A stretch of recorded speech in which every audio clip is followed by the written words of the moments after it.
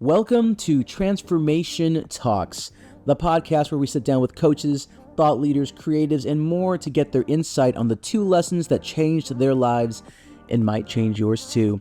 We are your co-hosts, Latina twin filmmakers Adrian and Andrew Nuno. We are on a journey to growth and self-development, and we'd like to take you along for the ride. So let's dig in and get real.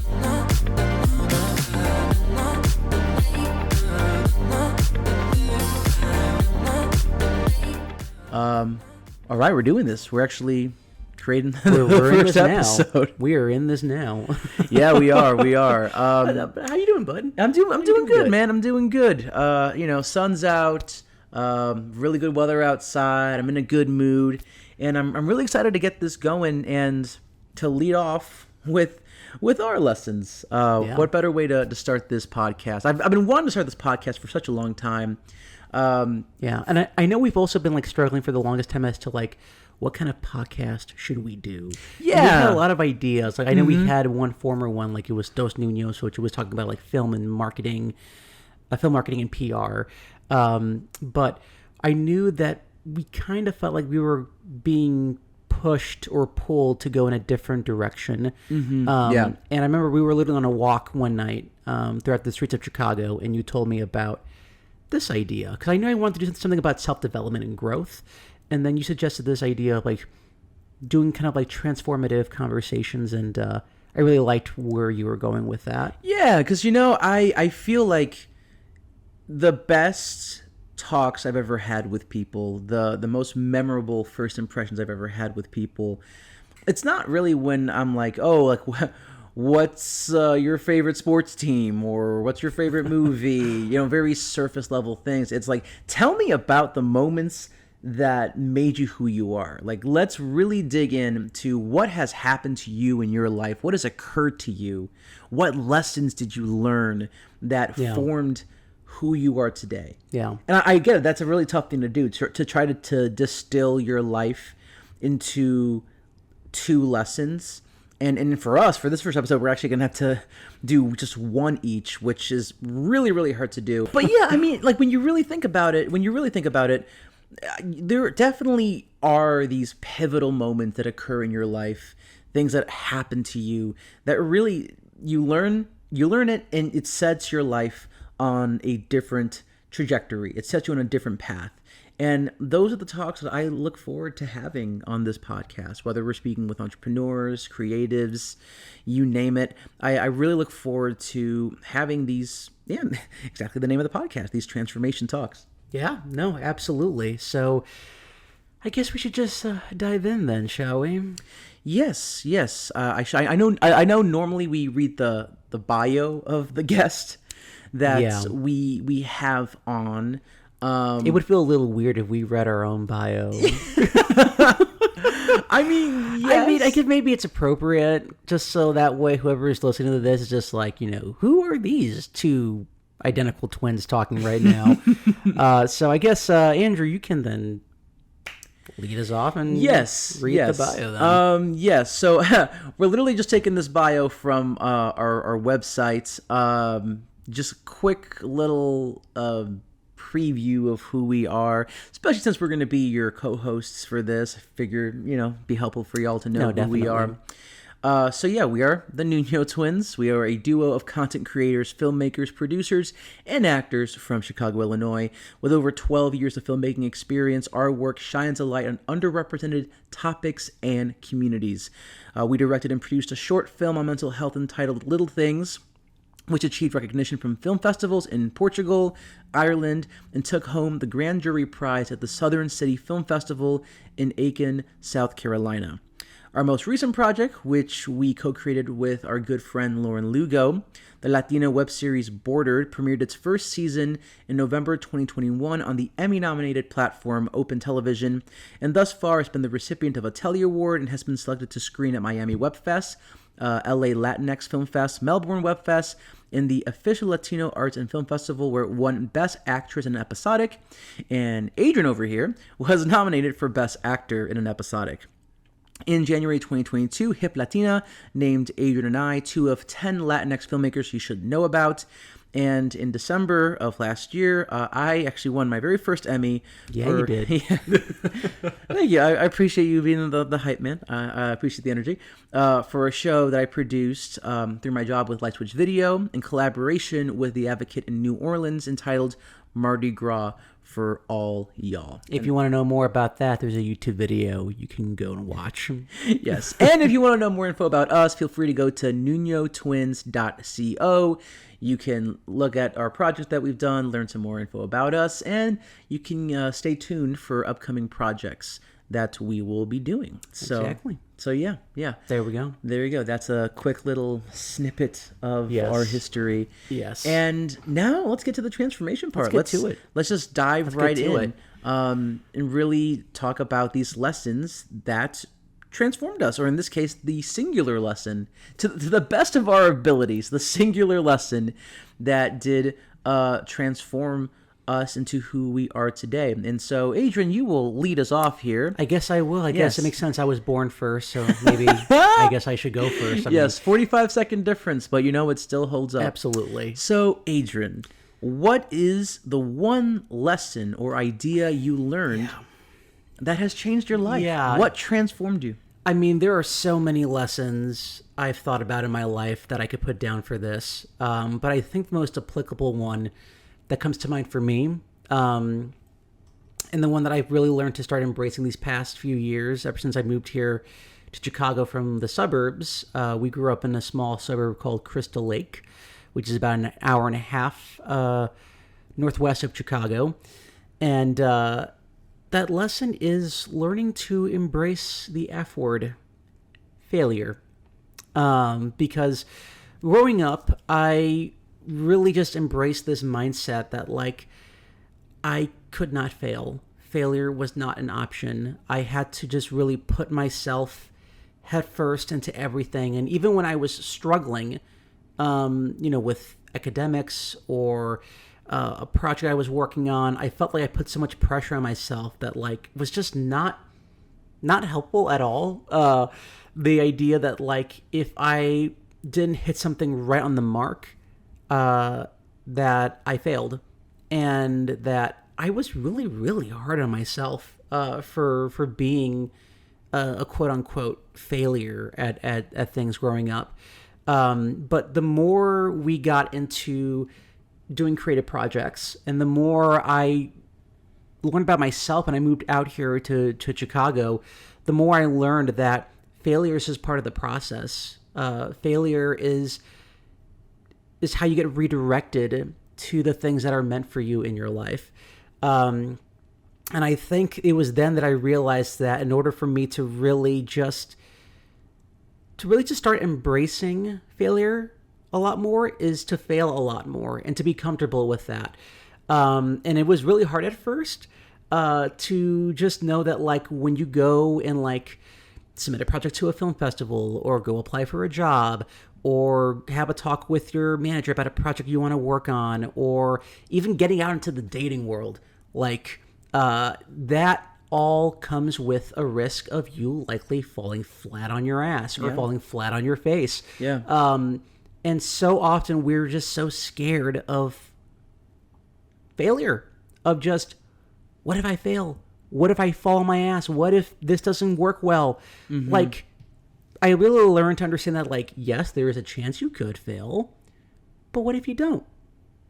What if you actually do very well on a date with somebody? What if you do really well in that job interview? What if you do really well with how your project does when submitting to a film festival, or how well it does with, going to hang out with somebody who maybe you've never met before, I really learned to embrace the fact that, like, there will be times in your life that go well and times in your life that won't go well. But nonetheless, you are taking action. And that is a lot more than people can say when just the thought of something not going well or the thought of failing stops them from doing something that could very well change their life.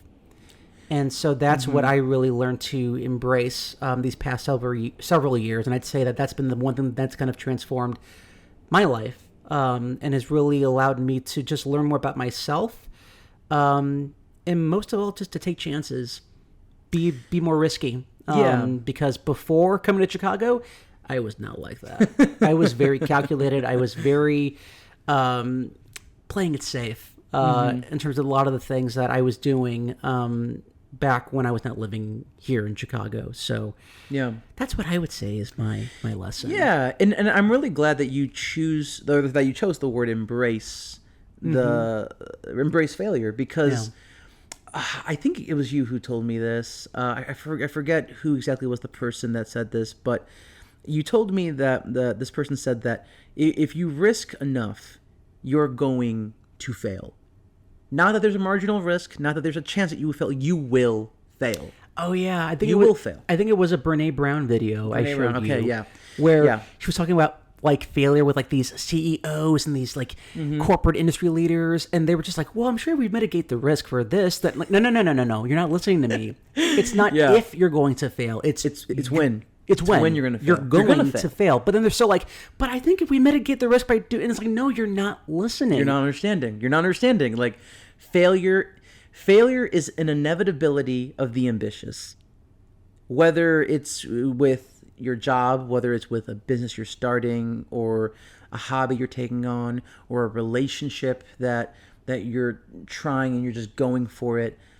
By the nature of risking, you are risking failure just as much as you're risking success. And I think there's so many people that are just so scared to fail that they don't even take the leap. They just, stay, on land where it's safe, where it's comfortable, where it's not risky. Yeah. And I'm really happy that you've embraced failure as an option, but it's not the end game. Exactly. It's not the last stop on the destination. It's a stop on the destination that you want to head to. Exactly. Exactly. And with failure, you learn so much. You really do. Like, I know that, when you fail, it may be like, oh my God, yeah, I didn't get that job that I wanted. Well, yeah, that may be the case, but you still learned something. You still learned, how to interview better, or what things did I bring up that resonated? What did I bring up that didn't resonate? There's still always things to take away, and you never know how that one failure may become a success later on. Exactly. Anyone that's ever achieved success has done so because they failed a lot of times, you become successful by becoming really good at failing. Yeah. You fail again and again and again and again, and eventually you keep trying, you keep getting back up and dusting yourself off, and you step back into the ring. Eventually you will achieve success. Failure is just a really good teacher. And one thing that I also learned a lot about failure is, I partially learned this from one of our guests that we're going to have coming up, Erica Cruz. Shout out to her. Little preview. Yes. And she said something on one of her podcast episodes. She has a podcast called The Chingona Revolution. And in one of the episodes, I forget which one, but she talked about how failure is redirection. That if you pour yourself into this interview process for a job you really want and you don't get it, that's okay, because that opportunity ultimately wasn't meant for you. Yeah, sure, you're allowed to be, upset or sad that you didn't get it, but, eventually dust yourself off because you're meant for something else. Or if you start dating somebody and it's going very well, and at the last second, things don't click. Yeah, things don't work out. Yeah, things don't work out. That's okay, because that person ultimately wasn't meant for you. You're meant to find somebody else, and they're going to be around. They're around the corner, But you just have to get yourself back out there. And so I remember embracing this idea of failure as redirection very well when I was just like head over heels applying for this one job one time, and I put my heart and soul into the process and coming up with great interview questions and working really hard on this project that they assigned me. And I felt everything was going well, and I had reason to believe that I landed it, that I got the job. You were even told to expect good news from that HR person. Like, they were really setting you up to, like, you're going to get the gig. You're going to get the job. And then 2 weeks go by, and I get a call that I didn't get the job. And at first, I was very upset that I didn't get it. But I really just learned to embrace after a week or so that ultimately there is maybe some blessing behind this that I'm not seeing right now. And in due time, I will see what that was. And I found out a few months later that that position was eliminated. And I realized then when I found out about that, like, my goodness, that could have been me. Yeah. That could have been me. And so while it sucked at the time to have gotten that news, I'm ultimately very happy that it didn't work out for me, because it turned out to be a blessing in disguise. And I was redirected to just to stay where I was. And I'm ultimately very happy that it worked out that way. Yeah, exactly. You never know why life is not wanting that thing to proceed or wanting that thing to happen. And it can be very, very difficult in the moment where you're just frustrated with life and you're like, why did you do this to me? Why didn't this work out? You know, I put so much time and effort and energy into this thing, and you just never know. I forget the exact number, but I remember you telling me that the guy who created Pose, he was rejected, I think, at least over 90 times. I think it was over like 150. Oh my God. 150 times he was rejected by studios. And I can only imagine how frustrating that must be, where it's just you go in and you pitch and you get rejected, you go in, you pitch and you get rejected, you go in and you pitch and get rejected, and you just keep thinking, like, what is going on? What is life trying to tell me? What does life want for me? And lo and behold, 100-something times later, Pose becomes one of the hottest shows on television, and becomes an Emmy winner, and is highly regarded as one of the best LGBTQ shows out on television. Yeah. And it's like, oh man, like, imagine if he had given up on Time 103 or Time 120 or Time 144. You never know what can happen if you let failure be your destination, not your stop on the journey. Just a part of the journey. Exactly. It's a very normal part of the journey, and it's because it happens, and you never know what's going to happen as a result of that failure, and what life, to your point, what life is trying to redirect you to. And so, that's a really, really good lesson, embracing failure. Oh, thank you. But of course. That was my lesson. What about yours? Oh man, yeah. Okay. What is your one lesson? Well, yeah, and so I got to do this because, like, if we're gonna ask this of all of our guests, it's only fair that we do it ourselves. And this was a tough one. There were a lot of lessons I feel I could have reflected on, things I could have said for this, but I really had to try to whittle it down to, okay, what is the lesson that transformed me? What is the one thing that happened to me, the lesson that I learned that really set me on a different path? And I thought about it, and honestly, that lesson, I know this is something that people say all the time, but for me, it really was that lesson that transformed me, which is tomorrow isn't guaranteed. Tomorrow is not guaranteed to anyone. And the thing that happened to me that really kind of shook this lesson into my head was actually 10 years ago, almost exactly 10 years ago. We were in an accident. This taxi van slammed into us, going over 60 miles an hour, and I was in the front passenger seat, so I was pretty much right at the point of impact.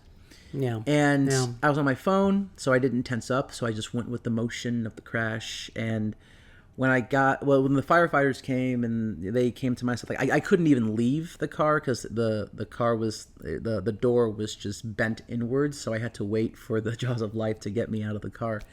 When I was waiting, the firefighter said, I'm shocked. And I'm like, well, why are you shocked? And he said, well, most people who get in these accidents, the person who gets the direct impact, they're certainly not conscious, and a lot of the time they die.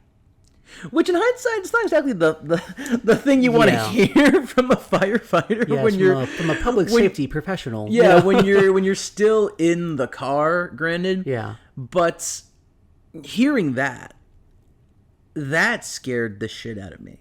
Like Yeah. that really shifted things for me. And I remember we did rock paper scissors for that seat, Yeah. and I lost by yeah, one. you lost rock paper scissors By one. By one. and so Andrew ended up getting the passenger Yeah, seat. so it was just complete happenstance that I happened to be in the front passenger seat in Yeah. that instance. And hearing them say that, you should not be okay, or even that you should be dead right now. Yeah. And that the only reason I wasn't seriously harmed in that accident was because I decided to be your basic teenager, and I was just on my phone, distracted, didn't pay attention at all to what was going on around me. Which one could argue that being a, basic teenager saved my life that day, but that's neither here nor there. Right. And so I remember, being at the hospital because of, all the other folks that we were with that did suffer injuries. Yeah. And I just remember thinking, like, that could have been it. Mm-hmm. Like, that could have been it. Yeah. I was still processing my sexuality at the time. I was going back and forth over, like, should I do film, for college, or should I really, go a more practical route instead of chasing what I'm passionate about. And there were all these things of, like, it was the person I was versus the person I knew I wanted to be.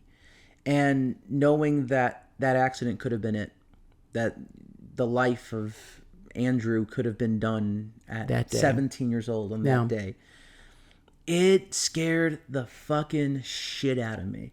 It scared the shit out of me. And I just remember thinking on the events of that day for days, weeks, months afterwards, and really processing that those days that I was now living were not days I was supposed to have. That the only reason I was having these days now is because whoever the hell was writing my life script decided that, you know what, we're going to keep him on Earth, for some more time. And that shifted everything for me. That shifted my way of thinking into really, I am so thankful that I get to have this day. I'm so thankful that I get to have this chance to do what I want with my life, that my life script is not done, that I have more opportunities to do something with my life. And so from there, I mean, that was the first domino that fell that led to a lot of choices that now impact my life. Me having come out at 23, even though it was still like 5-6 years after that fact, That was a time. that was a time in of itself. Thinking tomorrow's not guaranteed. Tomorrow's not guaranteed. That's what eventually pushed me to come out of the closet and try to live life as my authentic self. When I had this job offer to go work in video production full time, even though I was in public relations at that moment, even though it was a contract position to start, and I didn't know for sure if 3 months later if I'd even have a job. Yeah, they would have you join full time. Yeah, or they join me full time. Fortunately, they did. Yeah, had a good ending. they did. It all worked out, fortunately. But yeah, I remember thinking, tomorrow's not guaranteed. You have in front of you an opportunity to do what you love, what you actually love to do for a living, with great people that are worth doing the work with. Thinking on tomorrow's not guaranteed. That's what pushed me to take that on. And so I could keep going on, on and on and on and on about all these things that I've done, chances that I've taken, risks that I've taken, because tomorrow you can get in an accident and that's it, and you're done, and just your story's completed.